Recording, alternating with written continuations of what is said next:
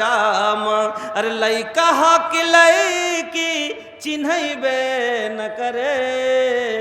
এমন কাপড় পিছে বেটা ছেলে কি বেটি ছেলে চিনতে পারি না। আরে লাইকা বাকি লাইকি চিনহাইবে না করে। जेकरा चाही लजाबे के उलझैबे न करे।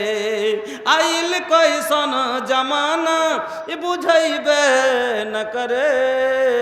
जेकरा चाही लजाबे के उलझैबे न करे। तो 5 হয়ে গেল।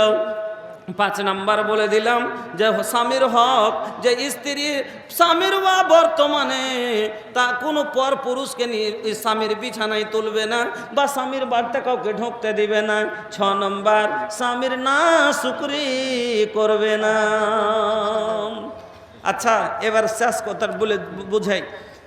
যে মহিলাটা স্বামীর খিদমত করছে, স্বামীর যেটা বলছে সেটাই ফরমান মানছে, ফের যে কোনোই কাজ বিনা অনুমতি নিয়ে করে না, আমার যেটা বলছি ওটাই করছে, তবে যেখানে কোন যেখানে এমন বাঁচে গেল যাকে মারা বকা যাবে যাবে কি? কেন ও তো নিজের মনে কোনো কাজই করে না, তোকে বকবো কোথা থেকে? ও যেটা বলছে সেটাই মেনেছে, তোকে মারবো কোনখান থেকে?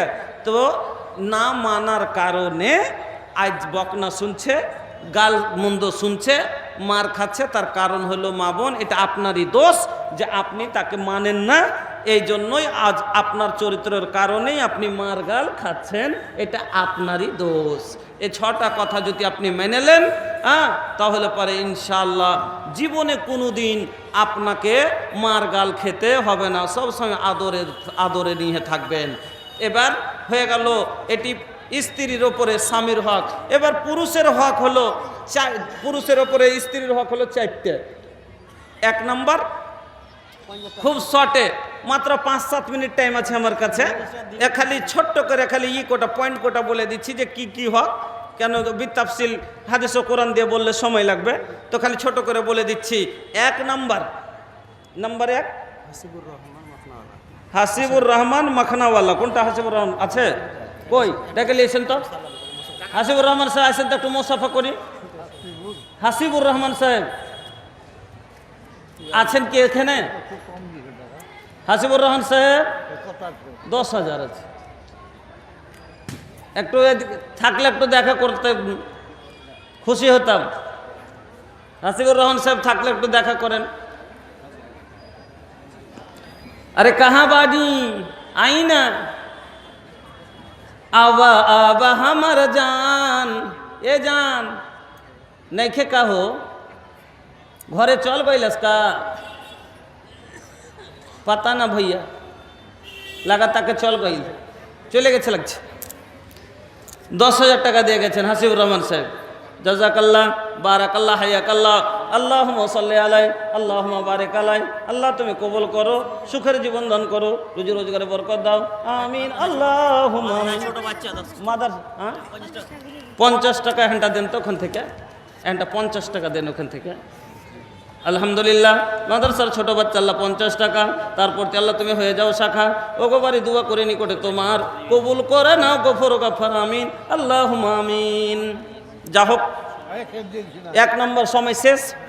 আমার শেখ মোহতারাম চলে এসছেন, আমার নানা যান নাদবি সাহেব।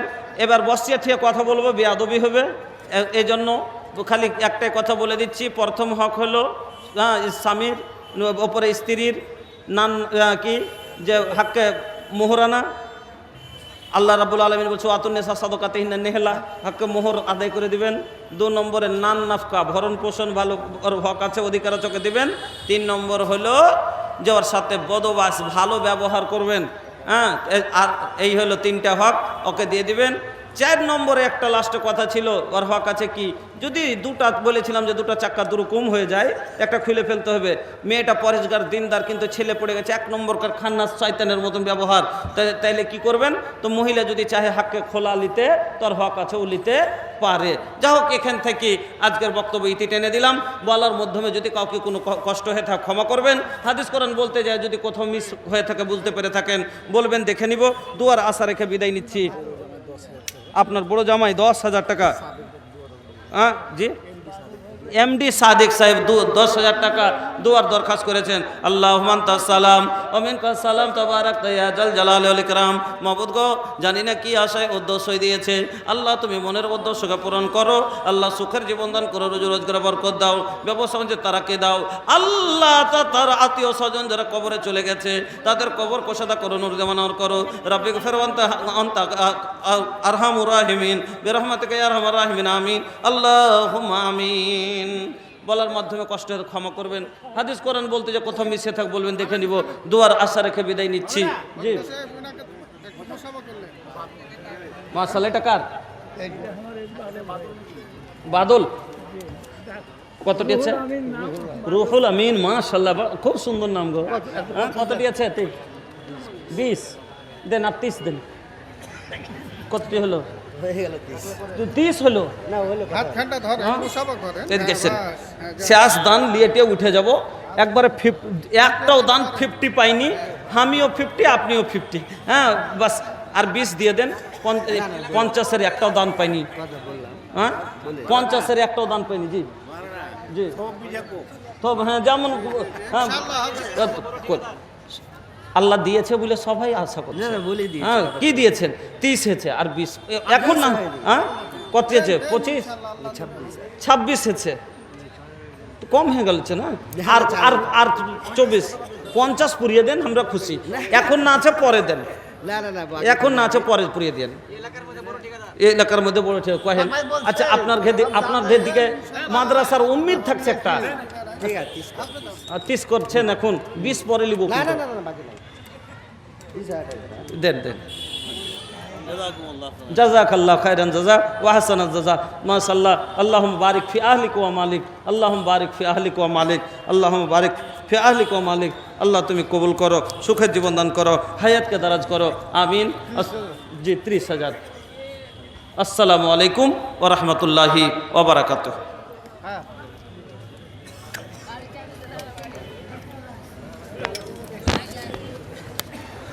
আসসালামু আলাইকুম ওয়া রাহমাতুল্লাহি ওয়া বারাকাতুহু।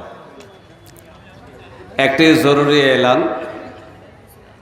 আপনারা ইস্তাহার হ্যান্ডবিল সবাই পড়েছিলেন। মাদ্রাসা হিফজুল কোরআন তিমিরপুরায় 2 নভেম্বরে জালসার ডেটটা করা হয়েছিল। আবহাওয়ার কারণে ডেটটা বাতিল করা হয়েছে। আবার নতুন করে আমরা ডেট করেছি। সেই ডেটটা আজকে আপনাদের জানিয়ে দিচ্ছি এবং দাওয়াত দিচ্ছি। আপনারা অবশ্যই ওই তিমিরপুরা হিফজুল কোরআনে অংশগ্রহণ করবেন। ডেটটা হলো 21শে নভেম্বর। 21শে নভেম্বর শুক্রবার, রোজ শুক্রবার। বক্তা হচ্ছেন আমাদের জনাব মাওলানা বদরুদ্দোজা নদভী সাহেব। বক্তা হচ্ছেন জনাব মাওলানা বদরুদ্দোজা নদভী সাহেব। দ্বিতীয় নম্বর বক্তা হচ্ছেন মাওলানা আব্দুল কাইয়ুম কালিয়াচক। 3 নম্বর বক্তা হচ্ছেন মাওলানা মনির সাহেব দিনাজপুর ইটাহার। তো এই 3-4 জন বক্তা আমাদের জালসায় অবশ্যই ওনারা আসবেন। দাওয়াতও কবুল করেছেন এবং খাস করে আপনাদেরকে দাওয়াত দিলাম। অবশ্যই শুক্রবার ডেটটা করা হয়েছে 21শে নভেম্বর। আর একটা কথা হলো, যাদের আমরা এই পর্যন্ত তিমিরপুরা হিফজুল কোরআনের কার্ড দিয়ে দিয়েছি, কার্ডে কিন্তু 2 তারিখ লেখা আছে, 2 নভেম্বর। আপনারা সবাই জানেন আবহাওয়ার কারণে ডেটটা বাতিল করা হয়েছে। তো ওই কার্ডেই 2 তারিখ থাক আর 3 তারিখ থাক, দেখার নাই। আপনারা ওই কার্ড নিয়েই অবশ্যই জালসায় আসবেন। যেনাদের দাওয়াত করা হয়েছে দাওয়াত কবুল করবেন। এই বলে আমি শেষ করছি। আসসালামু আলাইকুম। 21শে নভেম্বর রোজ শুক্রবার। আসসালামু আলাইকুম। শেষ বক্তা আমাদের মাওলানা বদরুদ্দোজা। আপনারা যারা আকাশে আছেন খুব ভালো হয়। আর আপনাদের এই বক্তা বিশেষ বক্তা আমাদের পশ্চিমবঙ্গের মধ্যে ক্রীড়ার বক্তব্য আপনারা কর্মপক্ষে শুনেন। কাজে আপনারা আগ্রহকে বেশি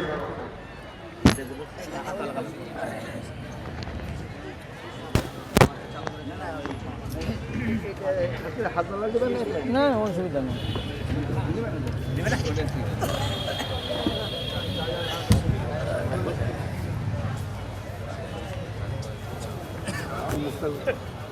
হয় কাপড় দিয়ে রাখতাম ওগুলা মাইক মানে আজকালকার করে না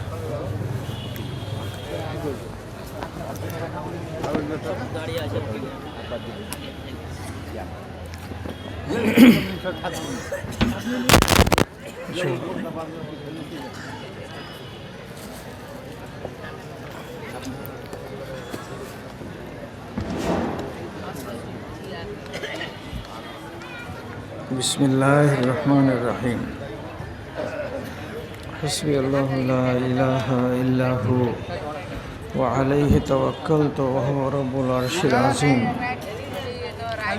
رب اشرح لي صدري ويسر لي أمري واحلل عقدة من لساني يفقهوا قولي رب زدني علما السلام عليكم ورحمة الله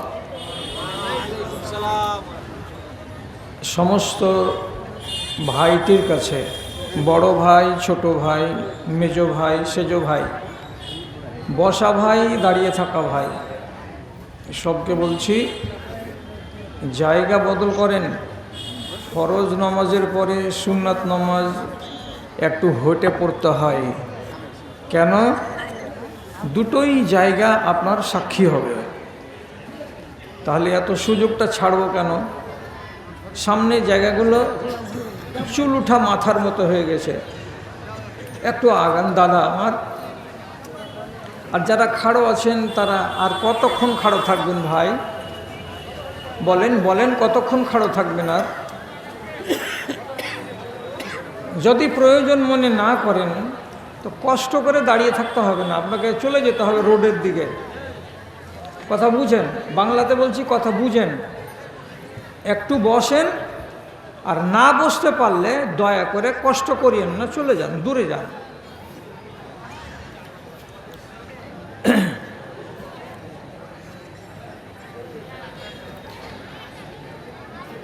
ইন্নাল হামদালিল্লাহ নাহমাদুহু ওয়া নাস্তাঈনুহু ওয়া নাস্তাগফিরুহু ونعوذ بالله من شرور أنفسنا ومن سيئات أعمالنا من يهده الله فلا مضل له ومن يضلل فلا هادي له وأشهد أن لا إله إلا الله وحده لا شريك له وأشهد أن محمدًا عبده ورسوله أما بعد أعوذ بالله من الشيطان الرجيم بسم الله الرحمن الرحيم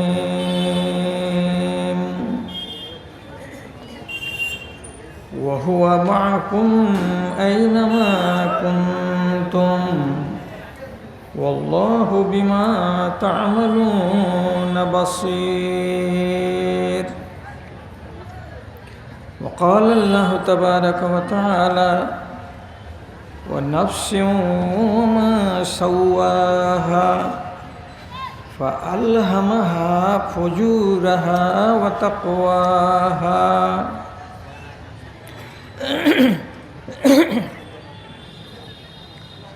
সকলের দাতা তুমি ওগো দয়াময় এতটুকু কৃপা যেন মোর প্রতি হয় মোর প্রতি হয়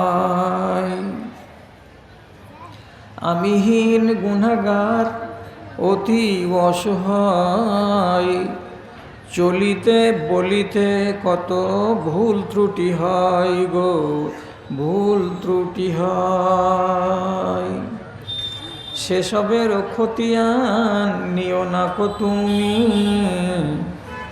এইটুকু করুণা চাই শুধু আমি এর বেশি চাহিবার আর কিছু নাই সকলের দাতা তুমি ওগো দয়াময়। সাধ্যের বাহিরে কোনো ঝামেলা দিও না, আপদে বিপদে মোরে কভু ফেলিও না, তুমি কভু ফেলিও না। দয়া করে সব গুনাহ মাফ করে দিও, রহম করিও মাওলা রহম করিও। তোমার দয়াই যেন পার পেয়ে যায়, তোমার দয়াই যেন পার পেয়ে যায়। সকলের দাতা তুমি ওগো দয়াময়। এতটুকু কৃপা যেন মোর প্রতি হয়, মোর প্রতি হয়।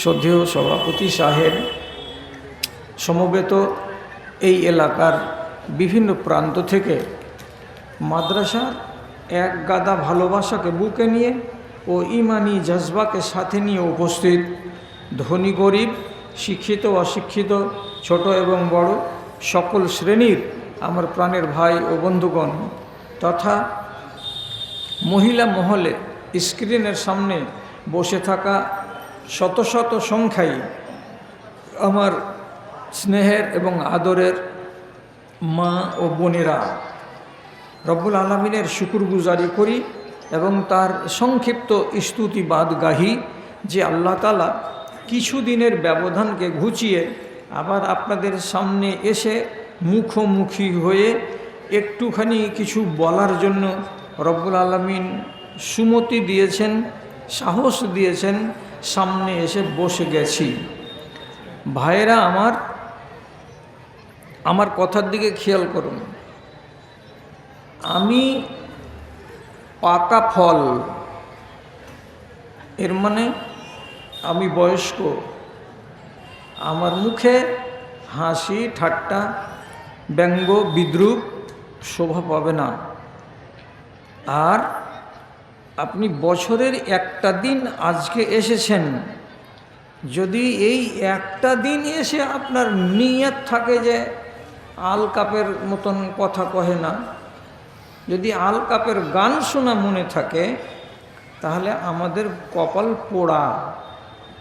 একদিন শুনুন তো দুটা কাজের কথা শুনুন, যে কথাটি আমাকে অন্ততপক্ষে এইটুকু সাহায্য করবে যে আমার বিবেককে নাড়া দেবে, মাঝে মাঝে টোকা মারবে যে যেগুলো শুনলাম সেগুলো কথা কি আর আমি করে যাচ্ছি কি। তাহলে কাজের কথা শুনবেন যে কিছু কাজ আপনার হবে। এই উদ্দেশ্যে আপনার সামনে আমি পবিত্র কালাম মাজিদের মধ্য থেকে সূরা হাদিদের আয়াতের একটা অংশ পড়ে শোনালাম। সেই আয়াতটাকে সামনে রেখে জরুরি কিছু কথা,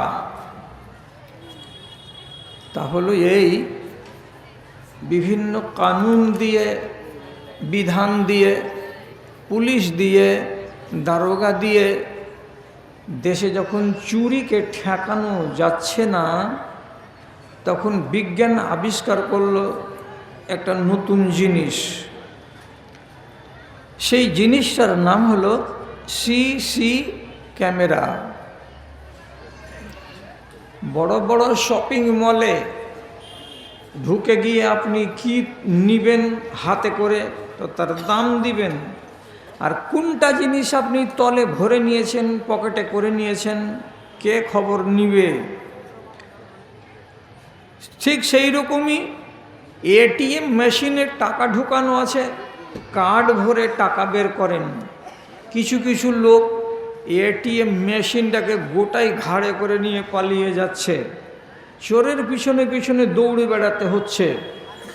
সরকার এমন মেশিন আবিষ্কার করে দিল যে সেই মেশিনটা যখন লাগিয়ে দেওয়া গেল বড় বড় শপিং মলে, বড় বড় ব্যাংকের জায়গা জায়গা গেটের মুখে মুখে, তেমনি প্রতিটা এটিএম যেটা আছে যেখানে তার মেন জায়গাতে এটা থাকাতে কি হচ্ছে, যা কিছু তুমি করবে ওই মেশিনে দেখে নিবে, নেয়ার পরে তোমাকে খুঁজে বের করবে। কেন? যে ওর চোখ আছে, চোখ দিয়ে দেখছে কোন লোকটা এলো, কটার সময় এলো, কিভাবে ভাঙলো, কিভাবে চুরি করলো, কোন দিকে পালালো। রেহাই নেই মানুষের এই জামানায়। তাই চুরিটা অন্তত পক্ষে কমে গেছে শপিং মলে, বড় বড় ব্যাংকে আর বড় বড় দোকানে। আজকে তো না হয় এই মেশিনটা এলো, কিন্তু 1450 বছর আগে আল্লাহ রাব্বুল আলামিন এই মেশিনের কথা আমাকে আগেই বলে দিয়েছেন। তিনি কি বলেছেন? আইনামা কুনতুম ওয়া হুয়া মাআকুম আইনামা কুনতুম। আল্লাহ রাব্বুল আলামিন তোমাদের সাথে রয়েছেন যেখানেই থাকো না কেন। বাথরুমে যদি থাকেন, আল্লাহর সিসি ক্যামেরাতে ধরা আছে। কাউরি আমের বাগানে যদি থাকেন হারাম কাজ করার জন্য, আল্লাহ রাব্বুল আলামিনের সিসি ক্যামেরাতে ধরা আছে। যদি শীতকালে জানুয়ারি মাসে রাত্রি 4:30টার সময় মসজিদের ভিতরে থরথর করে কাঁপতে কাঁপতে ওখানে বসে নমাজে থাকেন, রব্বুল আলামিনের সিসি ক্যামেরাতে ধরা আছে। আল্লাহ তাআলা স্পষ্ট করে বলছেন, আইনামা কুনতুম, যেখানেই থাকো না কেন আল্লাহ রব্বুল আলামিনের ক্যামেরার সামনে তুমি আছো।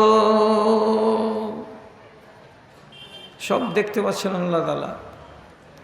নবী মুসা এবং তার ভাই হারুনকে আল্লাহ তাআলা বললেন, ফেরাউনের মতো দাজ্জালের কাছে যেতে হবে পেগাম নিয়ে, আমার দাওয়াত নিয়ে যেতে হবে। তো এরা দুজনই তো জানে যে কত বড় জাল্লাদ। তো জাল্লাদের কথা মনে যখন আসছে, তখন দুই ভাই ভয়ে ভীত হয়ে যাচ্ছেন এবং খানিকটা নিজেকে কমজোর মনে করছেন, আর মনে মনে বলতে চাইছেন আল্লাহ তাআলাকে, আল্লাহ এত বড় উচ্ছৃঙ্খল মানুষ, তার সামনে যাব, যদি উল্টে আমাদেরকে জাপটিয়ে ধরে নেয় বা ওর মিলিটারিদেরকে দিয়ে আমাদেরকে মেরে দেয়, আমাদের জীবন নাশ করে দেয়, আর কিছু করে দেয়, তো খুব ভয় লাগছে রব্বুল আলামিন ওর কাছে যেতে। তো আল্লাহ রব্বুল আলামিন সান্ত্বনা দিয়ে বলছেন নবী মুসাকে এবং ওর ভাইকে, কি বলছেন?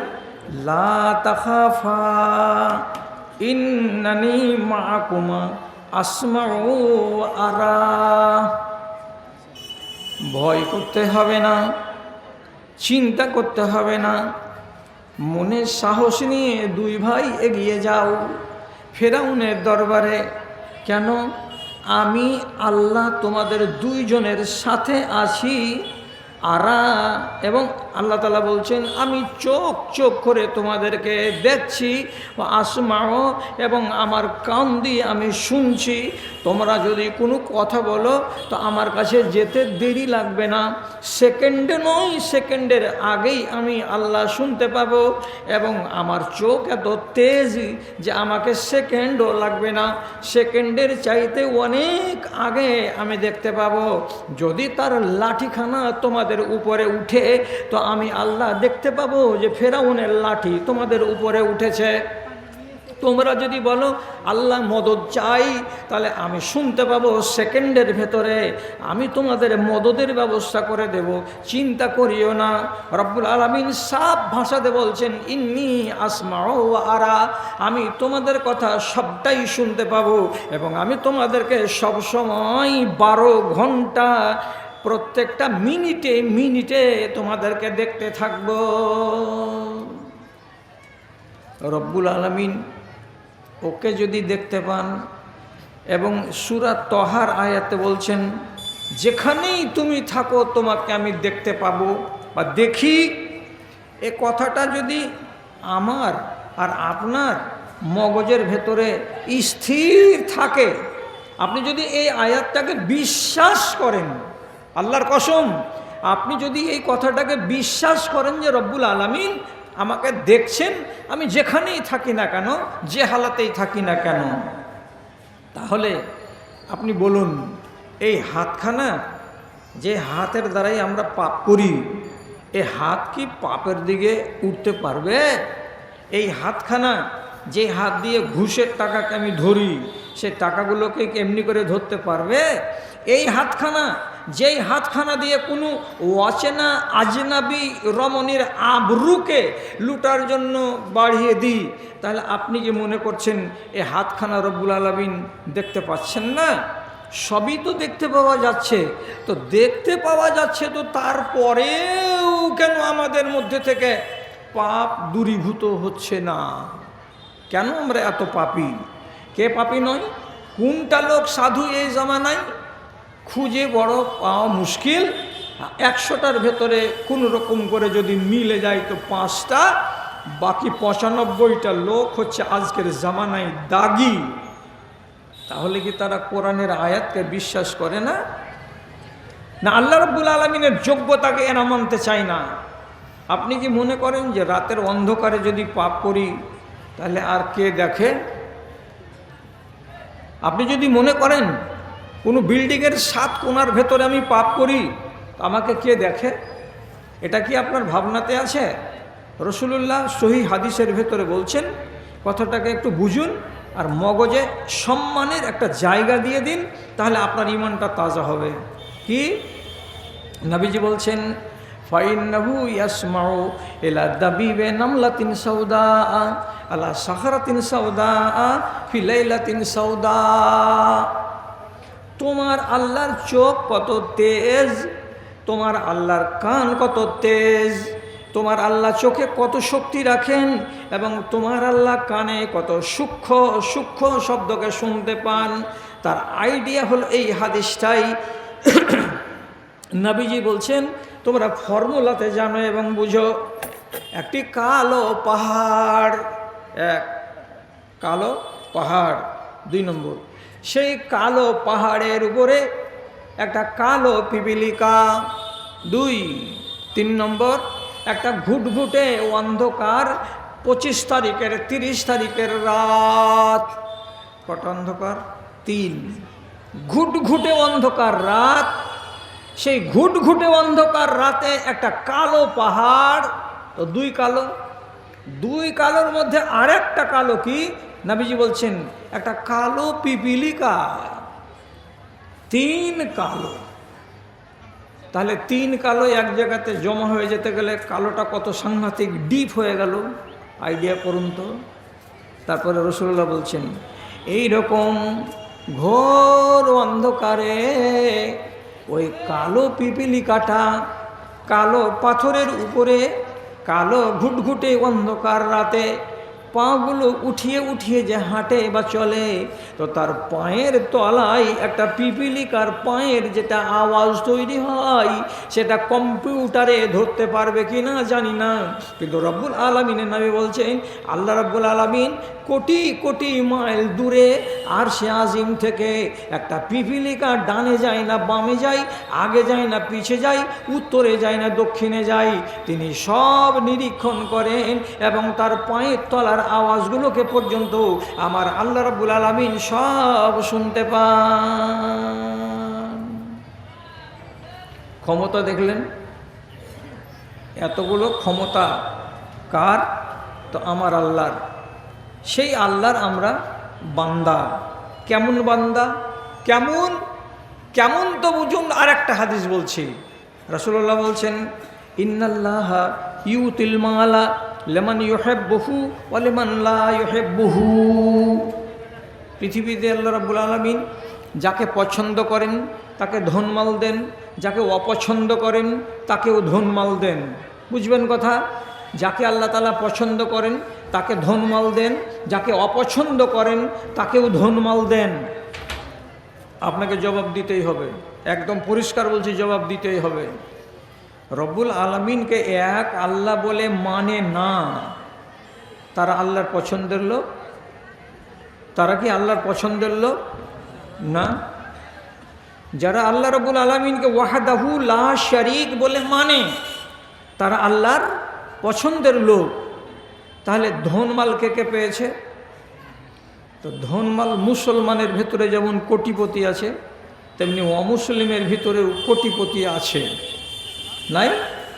আদানি ভারতবর্ষের সবচাইতে বড় ধনী, কোটিপতি। এর টাকার কতটা কি আছে না আছে আপনি আর আমি গুনে দিতে পারবো না।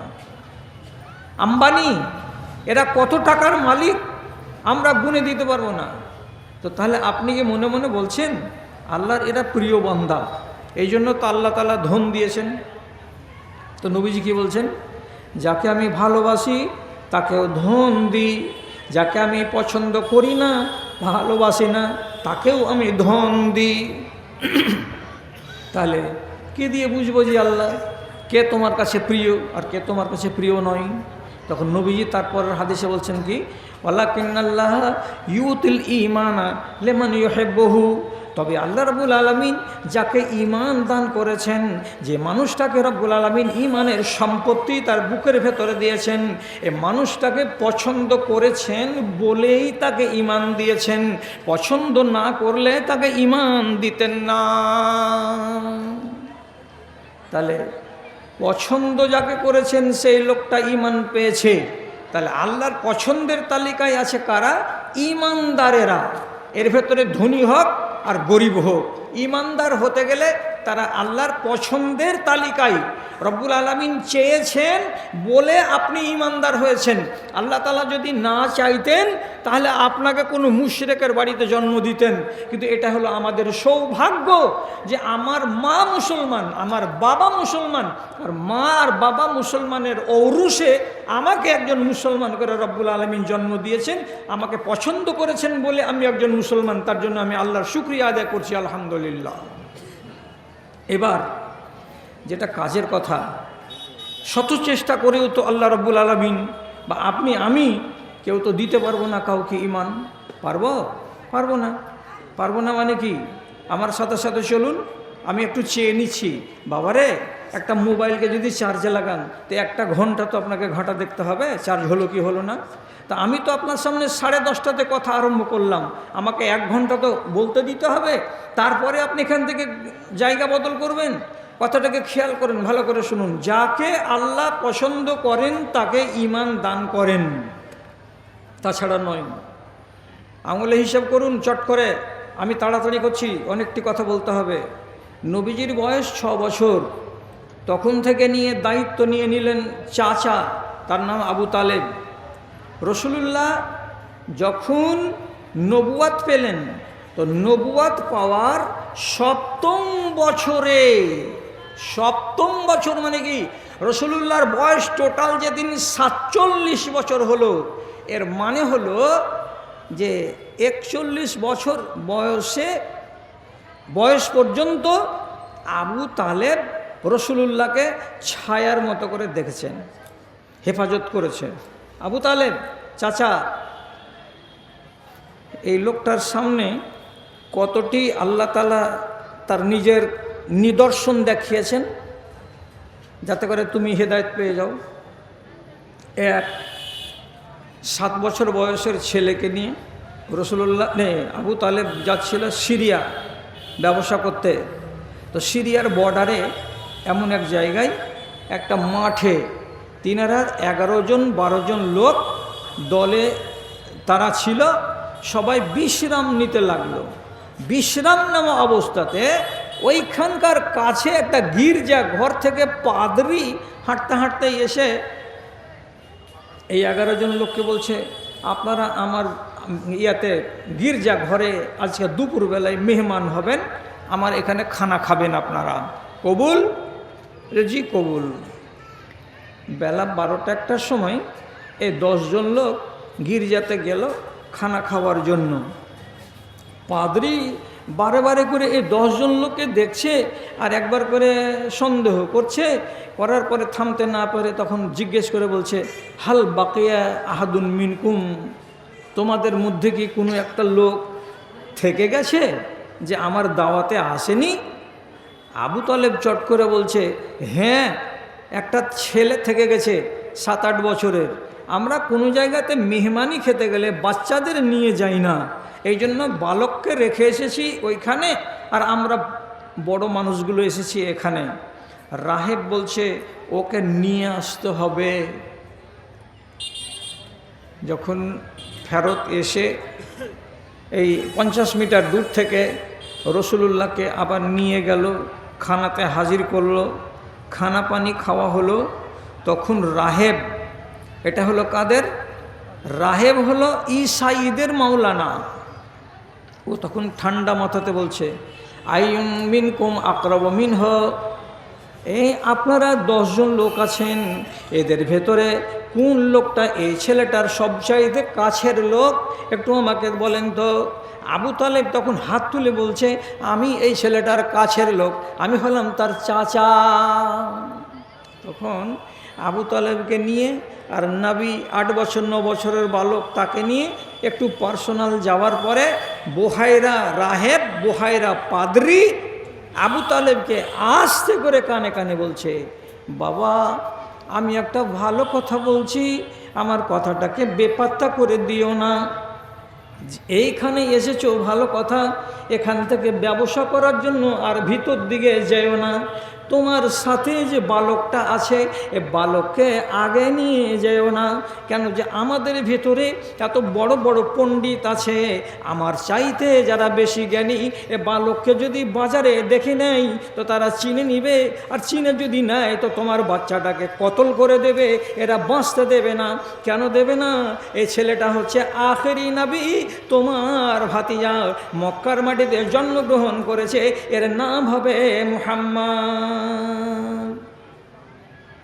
নিয়ে যেও না। আমি সব পড়ে শুনে বলছি, এ বাচ্চাটা কিন্তু নবী, একে আগে নিয়ে যেও না। চট করে বলছে তুমি কেমন করে জানলে যেটা নবী? আমি